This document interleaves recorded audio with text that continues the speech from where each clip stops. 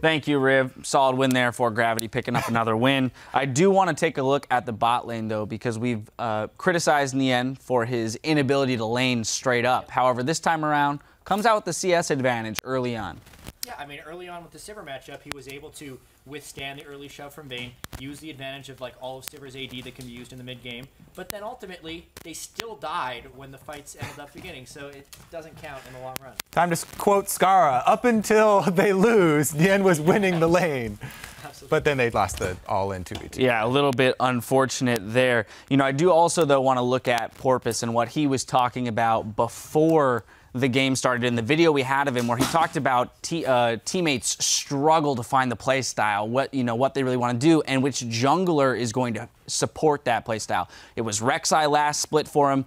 Looked pretty uncomfortable on Gragas today. I think that was most evident in his mid lane gank with, trying to work with Golden Glue, who is the sub on the team right now. Pretty awkward move there with Victor. He had him stunned in the gravity field for a while, didn't ultimate, and then kind of shoved him back into the turret to safety. It showed that he just wasn't super confident on using the spell. Like, it's like he was saving the cooldown of his ultimate, but then he ultimately just used it poorly after the flash. When a person's stunned, just use it to knock him back right away, secure the kill, and they ended up fumbling a lot of early opportunities. Yeah. On the other side of that, Keen's Urgot was definitely a highlight. The Urgod is back in full effect. He was just sitting in the middle, like 4 people firing off acid hunters, and he would always kill somebody. Yeah, you can tell he's very confident on that champion. When he got pushed under the enemy turret, still trades a kill. As you mentioned, that in the middle of 4 people around Baron, just like, I'm taking somebody with me. Definitely great to see the mastery of that champion. I do want to hop into our replay. We're going to go 19 minutes into the game. This is a 4-for-0 for Gravity plus the Dragon. Yeah. It went from bad to worse because initially they thought they'd be able to secure the Dragon, but that ends up getting stolen. So as you can see right here, it's just Gravity getting the first Dragon steal. It was mainly just Haunter doing work this entire fight. Predicting the fallback after the Dragon contest to get the 2-man stun. First off, he just blows up Nien because Nien kited back into where Haunter flanked from, which is something you should never do against an Echo.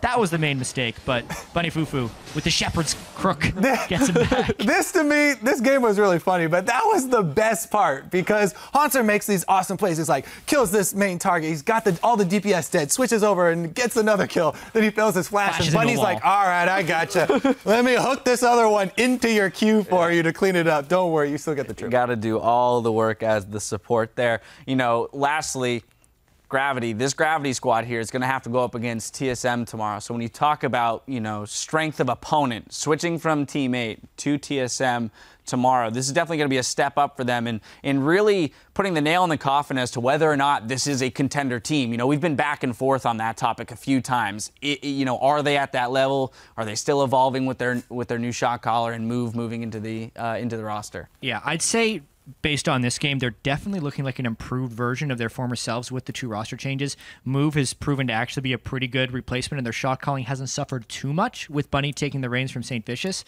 Altec also a nice addition, but the main change is actually Haunter just feels like a better player this split. So I'd say they're improved, but it's hard to say whether they're a top team until playoffs. Yeah, definitely agree. And there's always room for more improvement. Of course, Move is still learning more English. He's getting more accustomed to the rest of the team. So there are, some moments where they're not quite on the same page. But overall, really, really great improvements. All right, with the remaining time here, I do want to jump ahead to our final matchup of the day, Cloud9 versus Enemy, looking particularly at Cloud9, in that we've seen with this roster a bit of struggle so far this split. And we're still searching for that game from Cloud9 that shows they're on the path to redemption or to the level of play that we expect from that organization. Yeah, the strange thing that I see about this Cloud9 roster, I did a lot of looking into their history, and they've actually decreased in effectiveness every single split they've been in the LCS. If we actually think about their very first split in the LCS, they had the best individual players. A lot of people forget that, as well as the best shot calling. So they had everything. Super effective. Super effective. But people have been catching up. So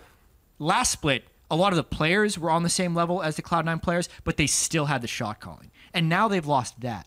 So what is actually a defining characteristic of Cloud9? Because they don't have one right now, and they need to find that identity if they want to get back onto the road to success. All right, well, yeah, hopefully we find out in this next game. One can only assume they're continuing to search and searching hard for that defining characteristic. There's still more action coming your way. Up next, we've got a battle for 7th place between Enemy Esports and Cloud9. Don't go anywhere.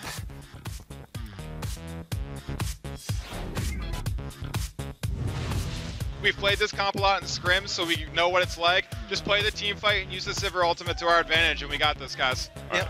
Takes down Nien. He then goes over. Golden Glue goes down. Oh, Haunter! The wall! The sun was in his eyes, and he just can't make it. Golden Glue still goes down. Focus on Nien now as he's got to dodge the Time Winder. That comes back right through Porus's belly, and he goes down. That was going back onto the Dark Passage as well. What a fight. Altec takes one down. That's going to be Haunter following after Gravity. They get inside the head of teammate, and they take him down.